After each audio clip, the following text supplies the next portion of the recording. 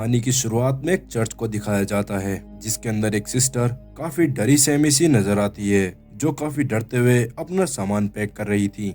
जिसके बाद वो दीवार पर कुछ लिखते हुए वहां पर एक तस्वीर टांग देती है। वो सिस्टर वहां से भागने की कोशिश कर रही थी, इसलिए वो सुपीरियर मदर के रूम में से गेट की चाबी चुरा लेती है। लेकिन अब जैसे ही वो चर्च का मेन दरवाजा खोल रही होती है तभी अचानक अंदर से 4 सिस्टर्स आती हैं और उसे पकड़कर वापस अंदर ले जाती हैं, जिसके बाद वो उसकी टांग को तोड़ देती हैं। अब कुछ देर बाद जब सिस्टर की आंख खुलती है तब वो देखती है कि वो एक कॉफिन के अंदर बंद है। अगले सीन में हमें सेसिलिया नाम की एक औरत दिखाई जाती है जो कि एक सिस्टर थी। फिलहाल वो पुलिस स्टेशन में थी जहाँ पर एक पुलिस ऑफिसर उससे कुछ सवाल कर रहा था। कुछ देर तक सवाल करने के बाद वो उसे नन बनने के लिए गुड लक कहते हुए वहाँ से भेज देता है। जिसके बाद वो सिस्टर स्टेशन पर जाती है जहाँ कुछ देर इंतजार करने के बाद वहाँ डेकन नाम का एक आदमी आता है जो सेसिलिया को अपने साथ उसी चर्च के बाहर ले जाता है जिसे हमने कहानी की शुरुआत में देखा था। चर्च में पहुंचने पर सबसे पहले वो मदर सुपीरियर से मिलती है जो उस चर्च की सबसे सीनियर मेंबर होती हैं। मदर सुपीरियर सेसिलिया की ड्रेसिंग की तारीफ करते हुए उसे सिस्टर इजाबेला के साथ उसके रूम में शिफ्ट करने के लिए भेज देती हैं।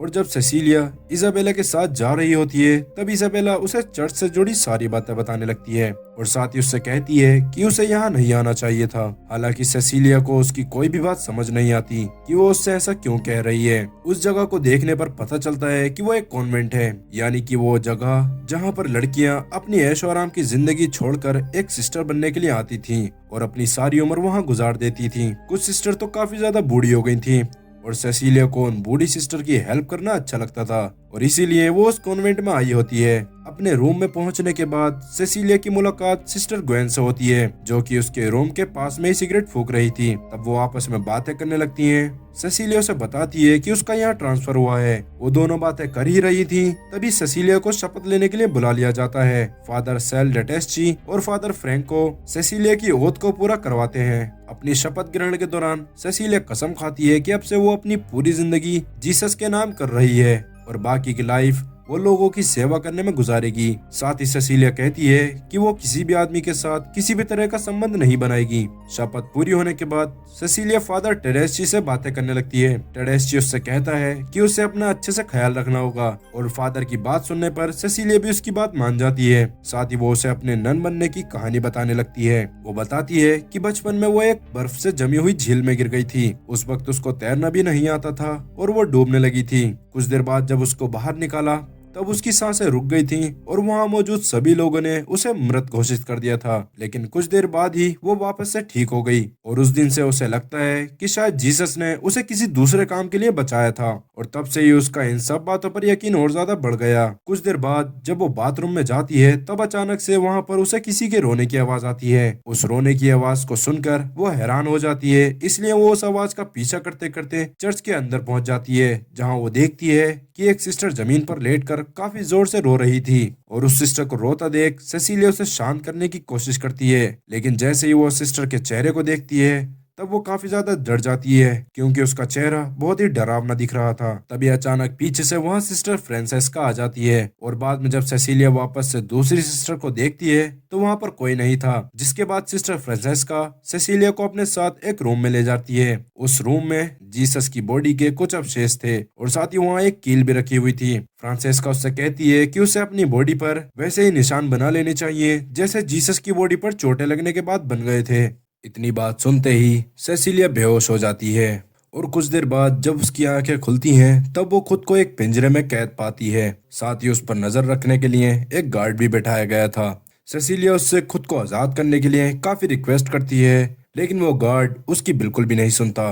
तब अचानक पीछे की दीवार से 2 हाथ निकल कर आते हैं जो कि सेसिलिया को नीचे की तरफ खींचने लगते हैं और काफी सारी सिस्टर्स आकर उसको मारने की कोशिश करने लगती हैं। लेकिन तभी अचानक से सेसिलिया की नींद टूट जाती है। तब हमें पता चलता है कि सेसिलिया सपना देख रही थी और अब इतना भयानक सपना देखने की वजह से सेसिलिया काफी ज्यादा डर गई थी। तभी अचानक उससे अपने रूम में कोई दिखाई देता है। सेसिलिया जल्दी से लाइट्स ऑन करके जब देखती है तब वहाँ कोई नहीं होता। अगले दिन हम देखते हैं कि चर्च में जब मीटिंग चल रही थी तब मदर सुपीरियर की बात सुनकर सेसिलिया को हंसी आ जाती है। सेसिलिया को अपनी बात पर हंसता देख मदर सुपीरियर को सेसिलिया पर काफी ज्यादा गुस्सा आता है। हालांकि वो उससे उस वक्त कुछ नहीं कहती है। जिसके बाद वहां मौजूद सभी लोग अपने कामों में लग जाते हैं। सबसे पहले सेसिलिया कपड़े धोकर उन्हें सुखाने लगती है और उसके बाद में मुर्गी पकड़ने के लिए चली जाती है। लेकिन सेसिलिया से ये सब नहीं हो पाता। कुछ देर बाद जब वो कपड़े उतार रही थी तभी वहां उसे एक सिस्टर घूरते हुए देख रही होती है। अब रात के वक्त सेसिलिया जब सो रही थी तब एक बूढ़ी औरत सेसिलिया के पास आकर उसके बाल काटने लगती है। उस औरत को खुद के बाल काटता देख सेसिलिया काफी ज्यादा डर जाती है, लेकिन उसे एहसास होता है कि शायद उस रिटायर्ड सिस्टर को नींद में चलने की बीमारी है। इस वजह से वो उस बूढ़ी सिस्टर को वापस उन्हीं सिस्टर्स के पास छोड़ आती है जहां बाकी सारी रिटायर्ड सिस्टर सो रही थी। जब सेसिलिया उस सिस्टर को वापस लेकर जा रही थी तभी उसकी नजर उस औरत के पैर पर बने क्रॉस के निशान पर जाती है, जो कि जलने की वजह से हो गया था। और ये सब देखकर सेसिलिया के होश उड़ जाते हैं और उसे कुछ भी समझ नहीं आता कि यहाँ ये सब क्या चल रहा है। अब अगले दिन सेसिलिया की मुलाकात एक और सिस्टर से होती है जिसका नाम फ्रीड होता है। वो सेसिलिया को बताती है कि उसे एक इंसान ने धोखा दिया था और उसी कारण की वजह से उसने सिस्टर बनने का फैसला किया था ताकि आगे चलकर उसे कभी किसी और के साथ रिलेशनशिप में ना आना पड़े। अब जैसे ही सेसिलिया उसको अपनी कहानी के बारे में बताना शुरू करती है तभी अचानक से उसे वॉमिटिंग होने लगती है। और जब सेसिलिया का चेकअप कराया जाता है तब रिपोर्ट्स में ये पता चलता है कि सेसिलिया प्रेग्नेंट है। इस खबर को सुनने के बाद सेसिलिया को खुद यकीन नहीं होता, क्योंकि आज तक उसने कभी भी किसी के साथ शारीरिक संबंध नहीं बनाए थे। अब जब वो फादर से मिलती है तब फादर उससे उसकी पिछली सारी बातें पूछने लगते हैं, लेकिन सेसिलिया अपनी बात से पीछे नहीं हटती। वो उन्हें बताती है कि उसने कभी भी ऐसा कुछ नहीं किया है। लेकिन वहाँ मौजूद सब लोग ये जानकर हैरान थे कि आखिर सेसिलिया बिना किसी के साथ संबंध बनाए प्रेग्नेंट कैसे हो सकती है। तब सबको एहसास होने लगता है कि शायद सेसिलिया के पेट में जो बच्चा है वो जीसस का है और दुनिया में वो अमन और शांति बनाने के लिए आने वाला है। इन्हीं सब बातों को सोचकर सब लोग सेसिलिया को प्रिंसेस की तरह ट्रीट करना चालू कर देते हैं, पर वहाँ खड़ी इसाबेला को ये सब बिल्कुल भी अच्छा नहीं लगता। कुछ दिन बाद जब सेसिलिया को फिर से वॉमिटिंग होती है तो इस बार उसका एक दांत टूट जाता है। ये देखकर सेसिलिया हैरान हो जाती है और जब सेसिलिया नहा रही थी तभी वहाँ इसाबेला आ जाती है और वो सेसिलिया को पानी में डुबाकर जान से मारने लगती है, क्योंकि उसे लग रहा था कि शायद सेसिलिया की जगह पर उसको होना चाहिए था। मतलब कि जो भी सेसिलिया के लिए हो रहा है वो उसके लिए होना चाहिए था। तब सेसिलिया बहुत जोर से चिल्लाती है और उसकी आवाज सुनकर बाकी सब सिस्टर्स उसके पास आ जाती हैं और इसाबेला को पकड़कर अपने साथ ले जाती हैं।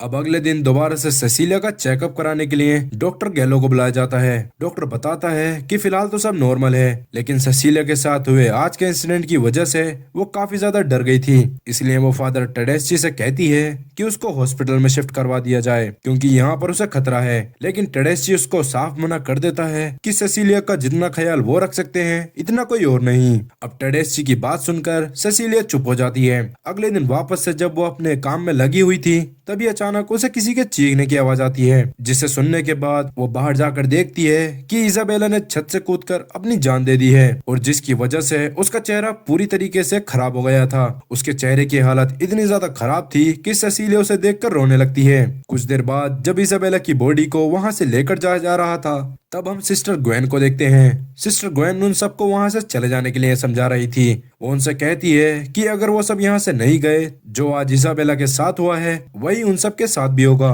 इतने में ही वहाँ डेकन आता है और अपने साथ सिस्टर ग्वेन को पकड़कर ले जाता है।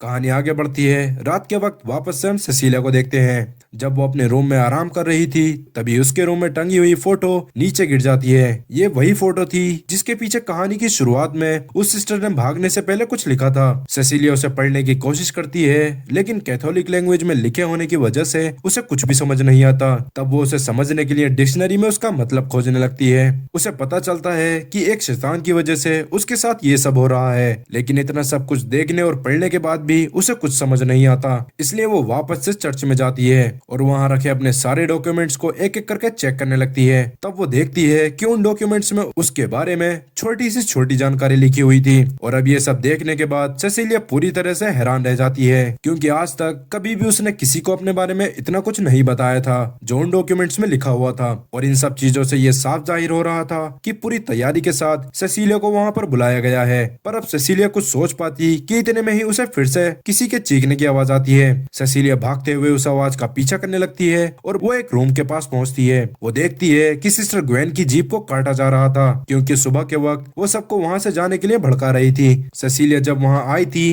तभी से उसके साथ ये सब हो रहा था और इसलिए वो अब यहाँ से भागने के बारे में सोचने लगती है। इससे पहले कि वो कुछ कर पाती तभी फ्रांसेस्का वहां आ जाती है और सेसिलिया को बताती है कि अगर यहाँ कोई एक बार आ गया तो वो कभी भी उस जगह से वापस नहीं जाता। जिसके बाद फ्रांसेस्का सेसिलिया को पकड़कर उसके रूम में बंद कर देती है। अब अगले दिन सेसिलिया के चिल्लाने की वजह से फ्रांसेस्का उठ जाती है और इतने में ही वहाँ टेडेस्ची भी आ जाता है। तब वो लोग देखते हैं कि सेसिलिया का मिसकैरेज हो गया है। ये देखने के बाद वहाँ मौजूद सभी लोग काफी ज्यादा हैरान रह जाते हैं। साथ ही टेडेस्ची भी सेसिलिया की हालत देखकर डर गया था और इसलिए वो तुरंत ही सेसिलिया को वहाँ से हॉस्पिटल लेकर जाने लगता है। इधर फ्रांसेस्का को सेसिलिया के लिए काफी अफसोस हो रहा था और वो रोने भी लगी थी, लेकिन तभी अचानक से फ्रांसेस्का की नजर उसके बेड के नीचे जाती है। वो देखती है कि उसके बेड के नीचे एक मरा हुआ मुर्गा पड़ा है। ये सब देखकर वो समझ जाती है कि सेसिलिया ने ये सब वहाँ से भागने के लिए किया था। तब वो तुरंत ही टेडेस्ची को कॉल करके सेसिलिया के बारे में बताने लगती है, लेकिन अब तक टेडेस्ची को भी पता चल चुका था कि सेसिलिया ने वहाँ से भागने के लिए ये सब प्लान किया है। जब रास्ते में वो दोनों जा रहे थे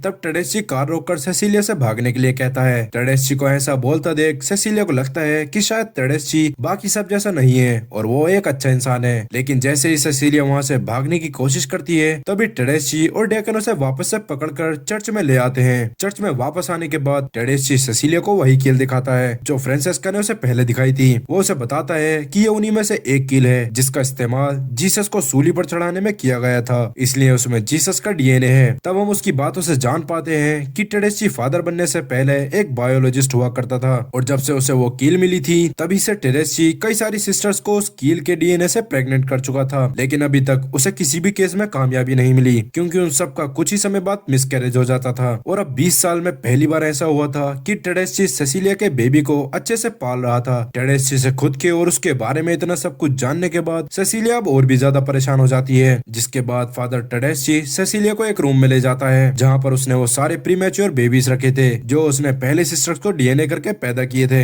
हालांकि वो सभी मरे हुए थे। तब वो सेसिलिया के पैर में क्रॉस का साइन बना देता है जैसा सेसिलिया ने काफी दिन पहले एक बूढ़ी सिस्टर के पैर में देखा था। फादर को उसके कारनामे करता देख सेसिलिया को समझ आ जाता है कि उसको अपनी जान बचाने के लिए वहाँ से भागना ही होगा, लेकिन फिलहाल सेसिलिया को एक रूम में बंद कर दिया गया था। तब वो अपने रूम में लिखे नोट के मतलब को याद करती है। उस नोट का मतलब था कि जो बच्चा पैदा होने वाला है वो सब कुछ सही भी कर सकता है और सब कुछ खत्म भी कर सकता है, क्योंकि भले ही उस बच्चे में जीसस का खून हो लेकिन वो उन सिस्टर को पीड़ा देकर पैदा किया जा रहा था, इसलिए वो शापित भी हो सकता है। जिसके बाद सेसिलिया वहाँ से निकलने की काफी कोशिश करती है लेकिन कोई फायदा नहीं होता क्योंकि ना तो कोई इसकी आवाज सुन पा रहा था और ना ही उसके पास कुछ ऐसा था जिसकी मदद से वो बाहर निकल सके। सेसिलिया को सिर्फ तभी बाहर निकालते हैं जब उसका अल्ट्रासाउंड होना होता है और अल्ट्रासाउंड होने के वक्त वहाँ मदर सुपीरियर भी मौजूद होती है। अल्ट्रासाउंड होने के बाद टेडेस्ची कुछ देर के लिए मदर सुपीरियर को सेसिलिया के साथ छोड़कर कोई दूसरे काम करने के लिए चला जाता है। टेडेस्ची का उससे दूर जाते ही सेसिलिया को वहाँ से भागने का सबसे अच्छा मौका मिल जाता है। सबसे पहले वो मदर सुपीरियर पर हमला करती है और एक औजार की मदद से उन्हें मारने लगती है, जिस वजह से उनकी मौके पर ही मौत हो जाती है और चेहरा देखने लायक भी नहीं बचता। जिसके बाद वो बाहर निकलकर फादर फ्रैंको का भी चैन से गला घोटकर मामला खत्म कर देती है। वहाँ से भागते हुए वो वापस से उसी रूम में आ जाती है जहाँ पर वो कील रखी हुई थी। सेसिलिया उस कील को उठाकर उसी रूम में ले जाती है जहाँ पर प्रीमेच्योर बेबी और जीसस का डीएनए रखा हुआ था। तब वो बाकी और लोगों के बारे में सोचती है जो उसके और बाकी सिस्टर के साथ हुआ, वो सब कुछ किसी और के साथ ना हो, इसलिए वो पूरी जगह पर अल्कोहल छिड़क देती है। अब जैसे ही वो आग लगाने वाली होती है तभी वहाँ टेडेस्ची भी आ जाता है। वो उसे रोकने की कोशिश करता है लेकिन उसके हाथ में लाइटर देखकर वो आगे नहीं बढ़ता। तभी अचानक से सेसिलिया को लेबर पेन होने लगता है, जिसका फायदा उठाते हुए टेडेस्ची सेसिलिया को आग लगाने से रोक देता है, लेकिन सेसिलिया पास में ही रखी कांच की बोतल उसके सर पर मार देती है और खुद को छुड़ा लेती है और बाहर जाकर गेट बंद कर देती है। अब जैसे ही वो गेट बंद कर रही होती है तभी टेडेस्ची सेसिलिया के बाल पकड़ लेता है। तब सेसिलिया जल्दी से लाइटर जलाकर उसी रूम में फेंक देती है और अंदर रूम में बहुत भयानक आग लग जाती है, लेकिन किसी तरह से टेडेस्ची